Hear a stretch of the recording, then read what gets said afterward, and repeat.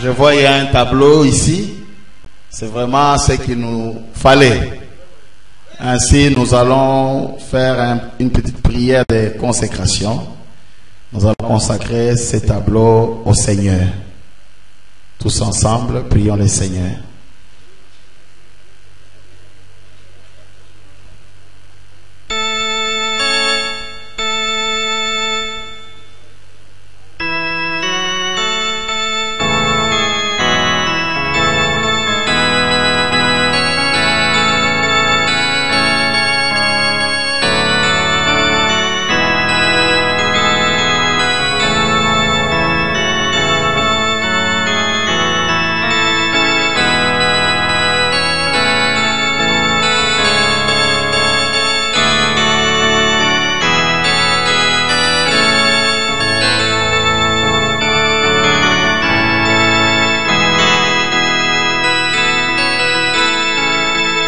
Créateur du ciel et de la terre, nous te disons merci Père pour ces dons que nous avons reçus, ces tableaux qui sera utilisé Père pour expliquer ta parole. Nous les consacrons à ton service Père et que ton peuple soit béni par sa présence. Bénis notre frère qui a déboursé de son argent pour l'acheter. Bénis son foyer, bénis ses enfants, bénis ses projets. Nous demandons cela en ton nom béni et puissant. Christ est Seigneur. William Marion Branham, le signe éternel. Amen. Amen. Pendant que nous sommes debout, nous allons lire dans Apocalypse 8:1. Quand il ouvrit le 7e sceau, il y eut dans le ciel un silence d'une demi-heure. Que le Seigneur ajoute ces riches bénédictions à la lecture de la parole.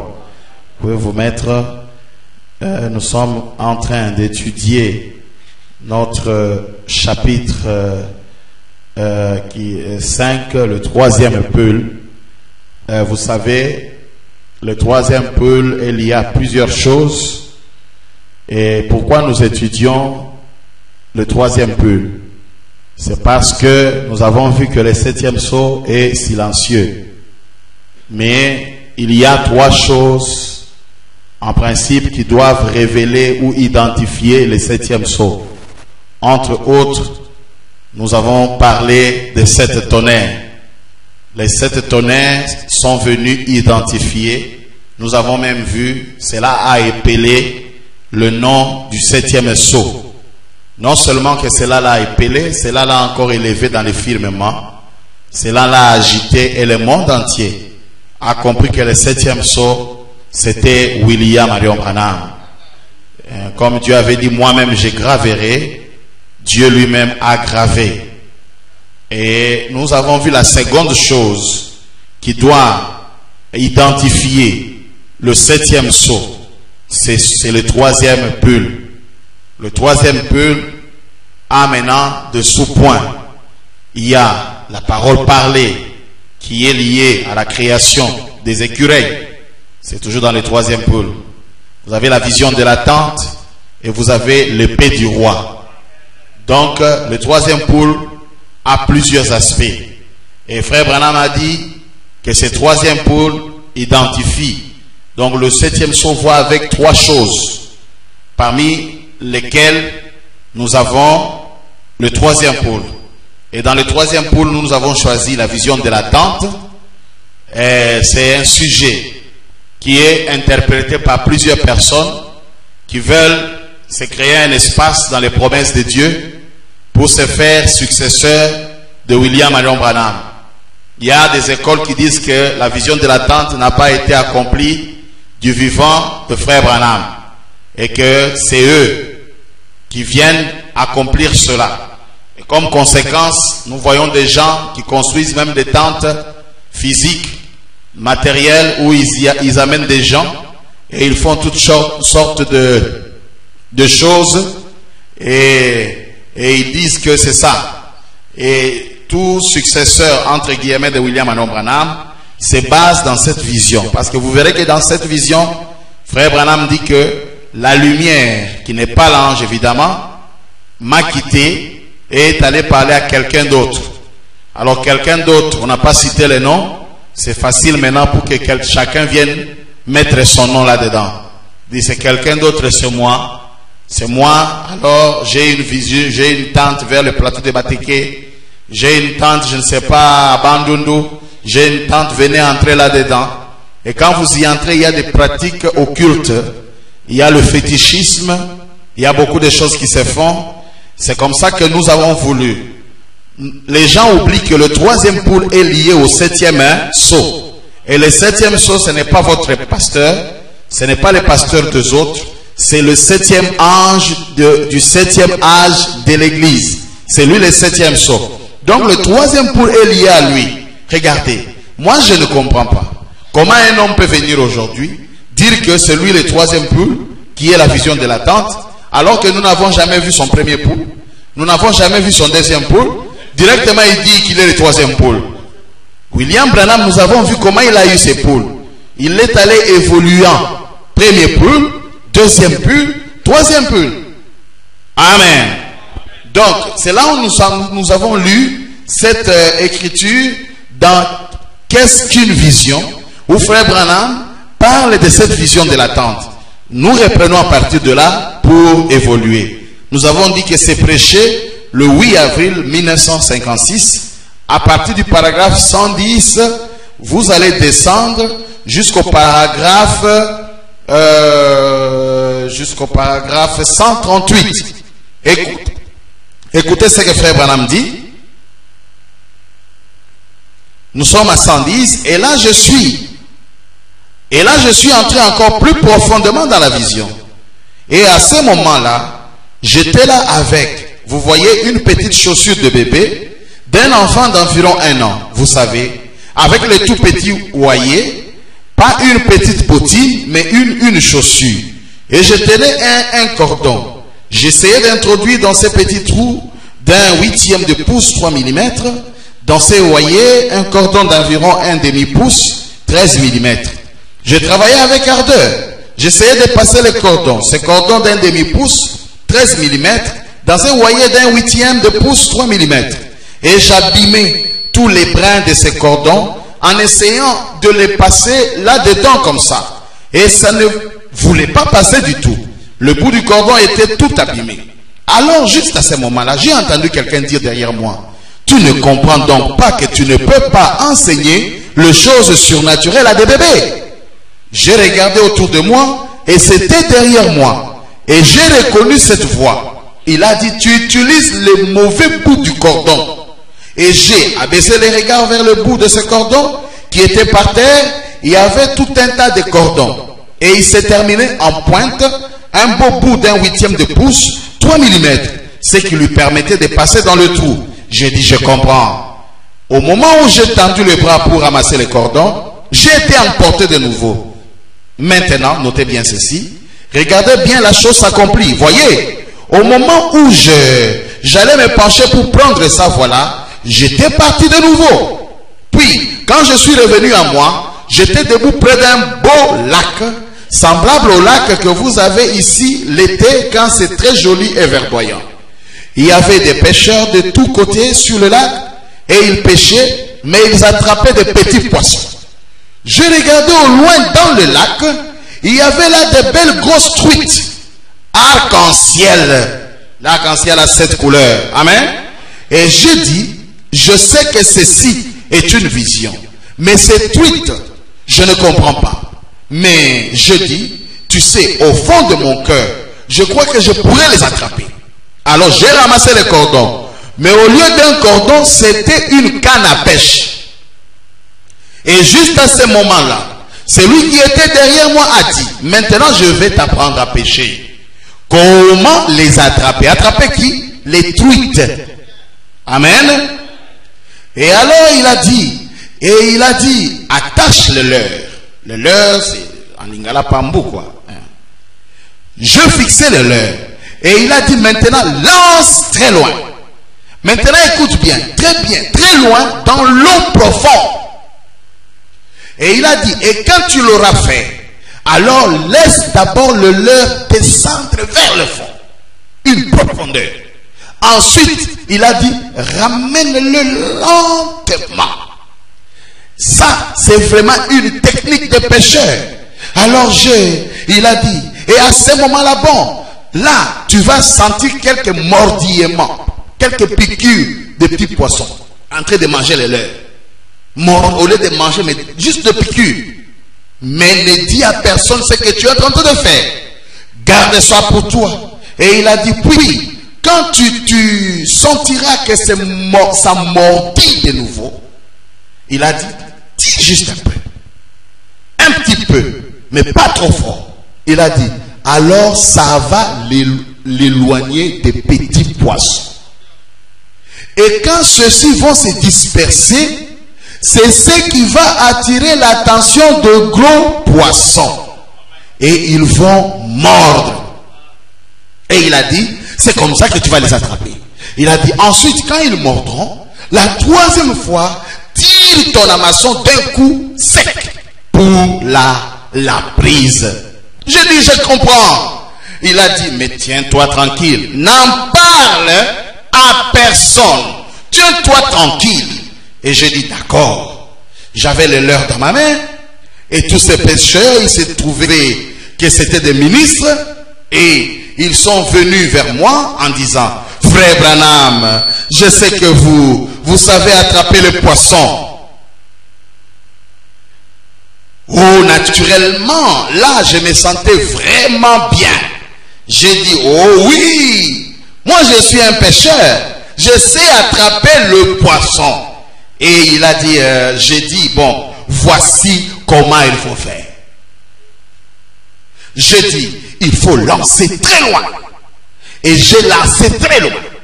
Dans l'eau profonde. J'ai dit, bon, le petit poisson c'est bien, frère. C'est bien, le petit poisson. C'est bien. Oui, oui. Mais nous voulons attraper les gros aussi. Amen. Et j'ai dit, voyez, quand elle descend vers le fond, maintenant vous voyez, ça y est. C'est à peu près à l'endroit qu'il faut. Maintenant vous voyez ça? Vous voyez ça? Voilà. Ceux-là, ce sont des petits poissons. J'ai dit maintenant, quand cela s'étend de nouveau, je tire très brusquement. Et à ce moment-là, j'ai complètement sorti le leurre de l'eau. Et à ce moment-là, j'ai attrapé un poisson. Mais je me suis demandé comment il avait fait pour avaler le leurre. Tellement qu'il était petit. C'est qu'on aurait dit que la peau était tendue sur le leurre. Il était à peu près de la même taille que le leurre. Je me suis dit, oh là là. Et juste à ce moment-là, celui qui m'avait parlé, qui était derrière moi, est venu se placer devant moi.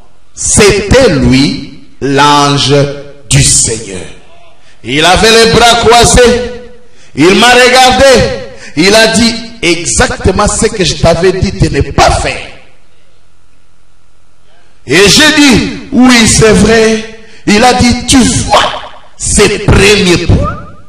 C'était quand tu mettais ta main sur les gens et que tu leur disais quel était leur problème.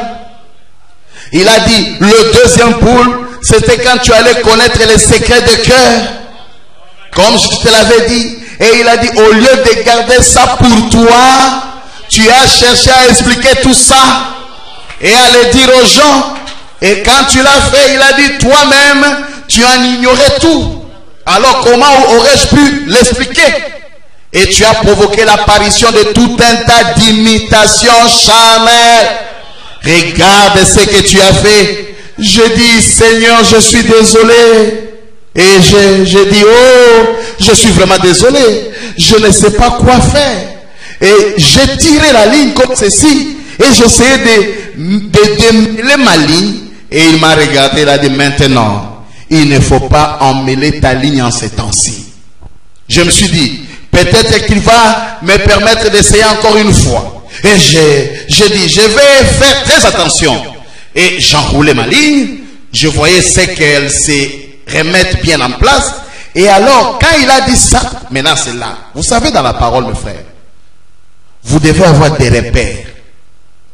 Dans le message, il faut avoir des grands repères, des grands poteaux.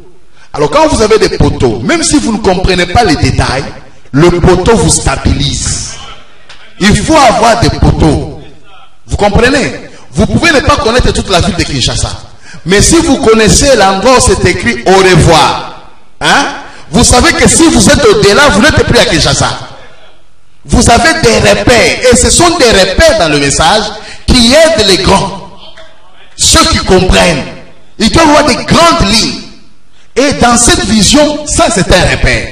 Il dit, alors quand il a dit ça, au même moment, j'ai senti que je m'élevais plus haut. Amen. Nous comprenons déjà qu'il n'était plus sur la terre. Il dit plus haut, virgule, très haut. Et quand on m'a déposé là, j'étais sous une immense tente. Alors qu'il est plus haut, il se retrouve dans une tente. Amen. Et je me trouvais au-dessus. Amen.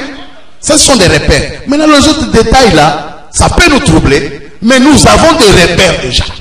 Vous êtes avec moi? Et nous allons comprendre les détails par rapport aux grandes lignes, hein, aux grands repères. Et je n'avais jamais vu une tente pareille. Et je venais de faire un appel à l'hôtel, semble-t-il, en bas. À l'hôtel. Et pendant que j'étais en bas, je regardais. Et il y avait des centaines de gens debout autour de l'hôtel qui pleuraient parce qu'ils avaient accepté le Seigneur Jésus. Ils pleuraient brillamment et j'ai dit, oh ça c'est beaucoup mieux. Et un monsieur très gentil s'est avancé sur l'estrade. Il a dit, pendant que frère Branham se repose pendant quelques instants, il a dit, nous allons former la ligne de prière. Il a dit que toutes les personnes qui ont des cartes de prière à partir de tel numéro viennent se placer sur la droite. Eh bien, j'ai remarqué que cette ligne de prière, semble-t-il, qu'elle faisait le tour de la tente, continuait à l'extérieur et descendait la rue, toute une ligne de prière. Et j'ai jeté un coup d'œil, ça se trouvait à ma gauche à ce moment-là. Et ce serait à ma droite. Si j'étais debout sur l'estrade, ce serait de ce côté-là. Il y avait une toile tendue là. Et derrière cette toile, il y avait une petite construction carrée d'environ 12 pieds, 3 mètres 65 de large par 20 pieds, 6 mètres de long, quelque chose comme ça. Et bien, j'étais là à regarder. Et j'ai vu qu'il faisait venir une femme qui était sur une civière. Et il y avait là une dame qui notait son nom et tout, avec sur une feuille. Et alors quelqu'un est venu la chercher et il a fait passer à l'intérieur. Et l'homme qui venait après lui, il avait des béquilles. Je le vois passer à l'intérieur de cette petite construction. Et à l'extérieur, la dame est ressortie en criant à tue-tête, en poussant la civière. Et là, alors une autre dame qui était de l'autre côté, une femme qui semblait avoir les cheveux plus bruns, a dit, qu'est-ce qui s'est passé? Elle a dit, je ne sais vraiment pas. Elle a dit, je ne pourrais pas vous dire ce qui s'est passé. Elle a dit, ça fait 20 ans que je suis paralysé. Regardez, je me sens comme si je n'avais jamais été malade. Et juste à ce moment-là, voilà l'homme qui sort en bondissant et en sautant, ses béquilles à la main. Et j'ai regardé ça et juste à ce moment-là, maintenant voici quelque chose. Soyez très attentifs. Ça c'est encore un autre repère. Il y a une différence entre l'ange du Seigneur et cette lumière. Amen. En effet, j'ai entendu quelque chose qui s'est déplacé. Quelque chose s'est déplacé. Comme cela le fait quand cela vient sur l'estrade. Le soir, ça faisait comme... Et c'était un feu qui s'est déplacé en battant l'air. Une longue flamèche qui dansait. Cela m'a quitté. Amen. Et c'est descendu et passé au-dessus de cet auditoire et allait se placer au-dessus de cette petite construction. Et s'est posé dessus. Et alors à ce moment-là, celui qui se tenait près de moi, derrière moi, la même voix, la voix de l'ange, il a dit, je te rencontrerai là-dedans. Dans cette construction, dans cette tente, dans cet endroit qui était haut. Et ceci, là c'est en 56, n'oubliez pas, ceci est le troisième poule. Mais personne n'en saura. Amen. Je dis, eh bien, je ne comprends pas. Pourquoi là-dedans? Pourquoi ça? Maintenant, écoutez. Maintenant, quand il vient prêcher le sort, je dis, veillez sur les temps. Quand maintenant il vient prêcher le sort, d'abord il a eu la vision de la constellation des anges qui sont allés, il est monté, il ne comprenait pas ce que cela signifiait. Il est allé dans le désert pour poser des questions à Dieu. Il voulait savoir la signification de la venue de ces anges et de cette déflagration. C'est là où il a reçu une épée du roi dans sa main et il s'est rappelé de la vision qu'il a eue en 56. Amen. Voilà maintenant, il évoque cette vision quand il prêche le 7e sceau. Alors qu'il évoque le 3e pull. Il prend maintenant, c'est au paragraphe 299, il dit ceci, il répète la vision. Et juste à ce moment-là, il m'a emporté. Remarquez maintenant les similitudes, avec d'autres nuances. Vous voyez, c'est la même vision, mais il y a maintenant d'autres éléments, les mêmes éléments expliqués d'autres manières. Il dit, il m'a élevé, il m'a placé très haut, quelque part où une réunion s'est déroulée. Amen. C'était une réunion, une rencontre. Écoutez, on aurait dit une tente ou un genre de cathédrale. Et j'ai regardé, il y avait comme une petite boîte, une petite pièce sur les côtés. Et je voyais que cette lumière, là il a dit que cette lumière n'est pas l'ange, que cette lumière parlait à quelqu'un au-dessus de moi. Amen. Là, la lumière est allée sur une construction. Vous êtes avec moi? Ici, il dit, c'est à quelqu'un au-dessus de moi. Cette lumière que vous voyez sur la photo. Amen. Elle s'est éloignée de moi en tournoyant comme ça. Et elle est allée s'installer au-dessus de la tente. Écoutez. Et il a dit, je te rencontrerai au futur. Il raconte un songe, une vision de quelle année? Et il dit, je te rencontrerai. Quand ça? Au futur. Et ici nous sommes en 63 où il en parle. Je te rencontrerai là. Et il a dit, écoutez les temps, ça sera le 3e pull. Et tu n'en parleras à personne. Et dans le canyon Sabignon, il a dit, c'est le 3e pôle. C'est un grand repère. La vision de 56, ça sera le 3e pôle. Quand les anges sont descendus, et frère Branham va poser la question, on dit maintenant c'est le 3e pôle. Autrement dit, la vision que tu avais eue de la tente, c'est ça l'accomplissement de la venue de ces anges. Et remarquez que frère Branham était emporté en haut. Il a été enlevé à la rencontre de ces anges. Et frère Branham dit qu'il a été placé, gravé, là où il y avait les rocs blancs. Dans la pyramide qu'eux-mêmes formaient. Or, la tente a cette forme exactement. La tente a la forme triangulaire. Amen. Et lui, il était là. C'est une tente. Et remarquez qu'il y avait beaucoup d'anges. Frère Branham dit non seulement les anges, mais nos théophanies étaient là. Tous les saints ressuscités étaient là. Amen. C'était une grande rencontre. C'est là où le Seigneur Christ Branham a commencé à être adoré. Ça n'a pas commencé sur la terre. Parce que dans la Bible, on a dit, quand j'introduirai le Fils de l'homme dans le monde de nouveau, que et tous les anges l'adorent. Amen. C'est à ce niveau-là, dans le secret de l'attente. Là, ce n'est pas la guérison physique, mais c'est la guérison de l'âme, la vie éternelle. Amen. Le premier poule, ça attire les ndakal. Le petit poisson. Le miracle, ça attire le petit poisson. Le prophétie des petits poissons. Mais, qu'est-ce qui attire les gros poissons? Le poisson arc-en-ciel est attiré par le troisième poule. Le roc blanc. Au vainqueur, je donnerai un caillou blanc sur lequel est écrit un nom nouveau. Et c'est ce roc ici qui est le lieu d'adoration.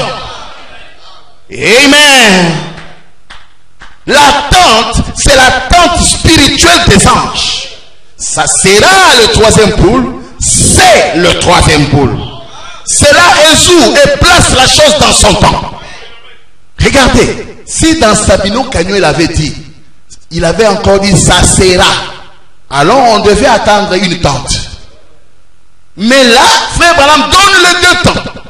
Là, il a dit ça sera le troisième poule, mais quand j'ai posé la question, il dit que c'est le troisième.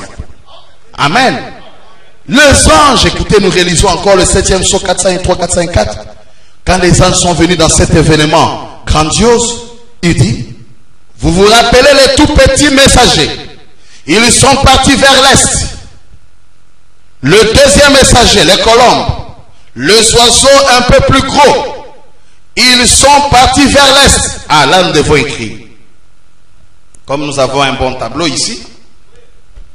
Amen. Nous pouvons écrire les petits oiseaux. N'est-ce pas?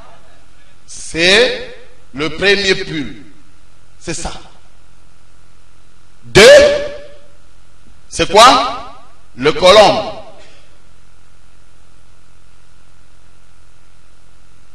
C'est le deuxième pull. Écoutez. Le deuxième messager, les colombes, des oiseaux un peu plus gros, ils sont partis vers l'est. Et puis je regardais, eux étaient avec moi tout le temps. Ces petits oiseaux, les moineaux et les colombes, c'était ça la première phase du ministère de William Branham. Ils étaient avec moi tout le temps. Écoutez, c'était le premier et le deuxième poule. Le petit moineau, c'était le premier poule. Les colombes, c'était le deuxième poule. Maintenant, le troisième sont venus de l'ouest. Ils sont arrivés à une vitesse vertigineuse. Ils m'ont emporté avec eux. Ça, c'était sur la terre. Ça n'a pas emporté frère Branham. Le moineau ne l'ont pas emporté. La colombe ne l'a pas emporté. Ça, c'était la terre. Mais quand les anges sont descendus, ici, les anges, voilà, quelque chose de comme ça. Les anges l'ont emporté. Amen. Écoutez, c'était de revenir à l'est avec le mystère de ces 7 sceaux. Précisément ce qui était dit dans le songe de Junior Jackson, que le Seigneur m'avait permis d'interpréter pour lui là. À l'intérieur de cette pyramide, il y avait de la pierre blanche qui n'avait rien d'écrit dessus. Amen. C'est pour cette raison qu'il m'a fallu aller à l'ouest pour faire le contact avec le message de ces anges. De revenir ici, révéler cela à l'église. Vous vous souvenez? J'ai dit que les choses qui allaient se passer ensuite, ce serait ici à l'église. C'est tout à fait exact. Maintenant écoutez, dans cette constellation, quand frère Branham est monté, il y avait un ange qu'il appelle un ange impressionnant. Il avait sa torse bombée et il ne regardait que William Branham. Frère Branham dit, c'est l'ange qui avait beaucoup plus d'importance pour moi. Il dit, les autres anges étaient bien, mais celui-là, il avait plus d'importance. Amen. Parce que nous voulons voir comment la lumière va quitter Branham et aller chez quelqu'un qui était au-dessus de Branham. Amen. Pour faire l'union invisible de l'époux et de l'épouse. Les deux triangles entrecroisés. Comme Jésus a été divisé à la croix, il fallait que l'autre morceau du contrat revienne s'imbriquer avec l'épouse. Et il y avait la lumière qui devait aller confirmer et les joindre dans le mystère de l'union invisible. Amen. C'est quelqu'un là. C'est qui? Ça, c'est une grande question. Lisons d'abord. Le 7e psaume 309. Voyez-vous, en premier, le premier groupe, le petit oiseau, le plume toute rabattue. Vous vous en souvenez? Et ils se sont tous envolés vers l'est. Et le deuxième groupe, ils étaient plus lumineux, des oiseaux plus gros. Ils ressemblaient à des colombes, avec les ailes pointues. Ils se sont envolés vers l'est. Premier poule, deuxième poule. Et celui d'ensuite, c'était des anges. Amen. Puisqu'on n'a pas placé le numéro 3, qui est la deuxième phase du ministère de Frère Branham. Donc, à la troisième position, nous écrivons quoi? Les anges. Voilà les poules. Est-ce que toi qui dis que tu as le troisième poule, est-ce qu'on a vu des moineaux venir vers toi? Même seulement les papillons, est-ce qu'ils sont venus vers toi? Maintenant, on n'a même pas vu les colombes venir vers toi. Le troisième poule, c'est la venue des anges. Quand est-ce que les anges sont venus vers toi? Où et quand? Amen. C'est lié uniquement à William Marion Branham. Le premier poule était lié à Branham, le deuxième poule lié à lui, et le troisième poule c'est lui. C'est d'ailleurs ça son mystère. Amen. C'était des anges. J'étais là. Il y a eu cette explosion. J'ai regardé dans cette direction-ci vers l'ouest. Et ils sont arrivés et m'ont tous simplement emporté là-dedans. Je n'ai plus eu de connaissance de rien. C'est lui d'entre eux, quand ils sont arrivés, c'est lui qui me paraissait être si étrange. C'était celui ce serait sur la gauche de l'endroit où je suis entré dans la constellation. Mais si on compte de gauche à droite, pourquoi je dis ça? Parce que nous avons vu que la lumière, il dit que quelqu'un était au-dessus de moi et la lumière m'a quitté et est allée à quelqu'un. Alors nous voulons voir c'est quelqu'un. Amen. Parce qu'un noir peut venir de Boujima, il dit que c'est moi. Oh, de la Côte d'Ivoire, il dit que c'est moi. Mais nous voyons que déjà dans la constellation, il y avait un ange qu'on appelle un ange impressionnant. Qui impressionnait Frère Branham. Maintenant, quelle relation y avait-il entre William Branham et cet ange? Amen. Écoutez, j'avais déclaré que ce n'est pas l'ange du Seigneur. Pourquoi, mes frères? Frère Branham avait l'ange du Seigneur à couronne de feu depuis sa naissance. Il a grandi avec l'ange du Seigneur. Il disait que même s'il se tenait ici parmi 1000 personnes, je vais l'identifier. Il les connaissait. Amen. Mais ça, c'est l'autre bout du contrat. Amen. Amen. C'est là où ça ressort dans la divinité, la triunité d'un être. Amen. Alors quand il est entré, il y avait quelqu'un d'impressionnant. Lui-même là, l'ange là. Amen. Mais Dieu avait dit, c'est ici, je te rencontrerai là. Le lieu du rendez-vous. Le lieu où l'union invisible doit se faire. Parce que quand celui-ci descend, vous ne voyez plus personne. Tous les anges, l'ange impressionnant, l'ange du Seigneur en lui. Et quand il marche, c'est le ciel en train de marcher. C'est la puissance de Dieu sur la terre. Un seul mot, il pouvait détruire la terre. Amen. Dans la constellation, il a fait une rencontre. Il dit c'était un ange. Et il dit cet ange ne faisait que les regarder. Lui il regardait. Oh, c'est qui? On va le voir. Amen. Écoutez, il dit prenons 407. On va un peu essayer de décortiquer cet ange. Après 407, septième jour. Donc, cet ange qui était à ma gauche, en fait, il serait le dernier ou le septième ange. Si on le comptait de gauche à droite, en effet, il était à ma gauche. Je le regardais venir de l'ouest, alors qu'il se dirigeait vers l'est. Donc, il allait vers la gauche. Donc, écoutez, ça serait le message du dernier ange. Le message du dernier ange, c'est cet ange-là. Oh, le messager et son message sont un. D'accord? Le message de cet ange-là, du septième ange, c'est l'ange impressionnant. Je vais appeler encore l'ange impressionnant, c'est l'ange puissant.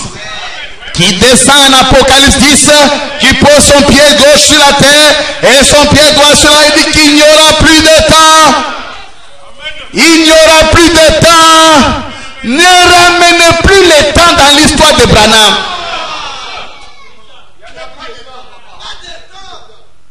Il n'y a plus de temps. Amen. Pour le monde, c'est fini. Mais pour l'église, il y a ce qu'on appelle l'éternité. Un temps éternel. Amen. Ce serait le message du dernier ange. Très impressionnant. Oh, le dernier ange, c'est Branham. Il regarde son propre message. Très impressionnant. Vous vous souvenez que j'avais dit qu'il avait là, qu'il y renversait un peu la tête. Et qu'il avait des grandes ailes pointues. Ah, ça dit, ma papou. Les ailes, nous avons lu ça dans l'influence. Ça signifie beaucoup de choses. Amen. Les séraphins ont dit qu'ils voulaient avec des ailes, mais lorsque vous rencontrez un séraphin, il n'a pas d'ailes. Dans le naturel comme ça. Amen. Il dit, il avait des grandes ailes pointues et qu'il volait directement vers moi. Or ça, c'est ce septième saut. C'est encore quelque chose d'impressionnant. Écoutez, le message du dernier ange, c'est cet ange impressionnant. Et lui-même, le dernier ange, et son message, ils sont... Donc, il est le septième jour. Son message, c'est le septième. Écoutez, prenons la fête des trompettes. 264. Regardez, je vais dire encore une chose. Soyez attentifs là. Ne manquez pas ceci. C'est vraiment saisissant. Du message du septième ange, entre parenthèses, le messager du septième saut. Dans Apocalypse 10, ce qui était le septième saut, jusqu'aux 7 trompettes. Amen. Le septième ange, il est le messager de quoi? Alors le septième ange vient, il ne donne pas son message, il ne prêche pas le septième saut. Vous voyez? Oh, il n'a pas révélé le septième saut, vous n'avez pas compris. Il ne pouvait pas révéler le septième saut parce que c'était lui-même. C'était sa manifestation. Amen. Mais son message, c'est lui-même. Parce que son message, c'est l'ange impressionnant. Et l'ange impressionnant est William Branham. Il y a un mystère. Il y a un lien. Mais quel est le message de Frère Branham? On y va. Puisqu'on voit que le message de Frère Branham, c'est le 7e saut. Et tout ce qu'il est venu faire, sa vraie commission, c'est le 7e saut. Oh, le 7e saut, c'est là mon message. Jésus est, c'est lui-là. Amen.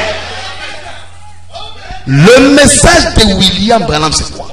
On va à 33. L'ange lui dit, tel que j'ai envoyé Jean-Baptiste pour ma première venue, je t'envoie avec un message pour préparer la seconde venue de Jésus. Oh là là, maintenant c'est là où vous devez être fort. Pour comprendre, il avait un rôle. C'était de ramener Jésus sur la terre.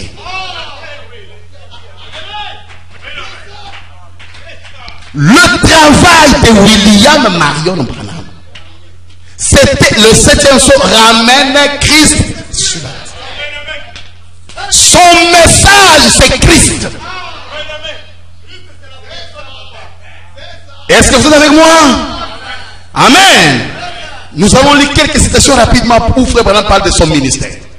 Prenons, assoiffé de la vie, prêché le dimanche 28 juillet 1957, à partir du paragraphe 15.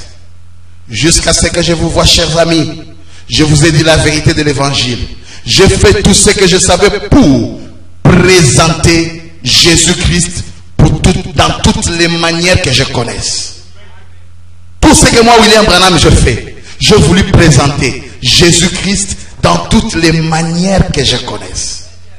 Parce qu'on dit que l'ange impressionnant, c'est son message. Or, son message, c'est le 7e saut. Oh, le 7e saut, c'est là mon message, Jésus est rêvé. C'est pourquoi je n'accepte pas ce qui déforme les cantiques. Branham est... Non, vous ne comprenez pas. Qu'est-ce que les pentecôtistes attendaient? Qu'est-ce que les méthodistes attendaient? Il dit les méthodistes et les vieux pentecôtistes attendaient ce jour. Un homme avait dit, je m'en vais et je reviendrai. C'est cette seconde venue qui était cachée dans un seau. Vous êtes avec moi? Je fais tout ce que je savais pour vous présenter Jésus-Christ par toutes les manières que je connaisse. Nous sommes dans... N'ayez pas peur. Du samedi 11 mars 1961. Notre Père Céleste, nous sommes reconnaissants pour l'opportunité encore de ce côté de l'éternité pour présenter 22. Pour présenter Jésus-Christ à une audience qui attend. Ce n'est pas pour rien il prêchait, messieurs, nous voudrions voir Jésus. Il avait un message. Son message, c'est depuis la commission des 33. Comme Jean-Baptiste a introduit Christ, toi également, ton message doit introduire Christ. Amen. Et c'est ça son message. Le but de son message, le but final, c'est introduire le Messie. Amen. Oh, le 7e saut, c'est là mon message, Jésus est rêvé. Et c'est lui la pierre. Or, quand il revient, il doit s'engrainer, il doit se lier, il doit être englouti dans son épouse. Amen. Amen. Écoutez, écoutez. Il dit, et maintenant j'ai souvent pensé, comment c'est que je ferais si j'avais un chargé ou un verre dans ma main, et dans ce verre que je détienne une goutte du sang littéral de Jésus, comment je l'embrasserai à mon cœur, et comment l'adoration que j'aurais pour faire, c'est la traverser comme des larmes coulées à flot. Amen. Alors nous lisons encore. La séparation de l'incrédulité. Prêché le 28 février 1955, paragraphe 68. Maintenant, dites juste que le ministère de frère Robert, frère, vous connaissez, Jaggers, et plusieurs d'entre eux, c'est le contact. Leur ministère, le contact, imposant les mains. Le contact. Dieu ne m'a pas envoyé pour ça. Il m'a envoyé avec un don divin pour magnifier ou prouver à l'audience que Jésus-Christ est au milieu de son peuple. Mon ministère n'est pas d'imposer les mains. Écoutez, je veux dire qui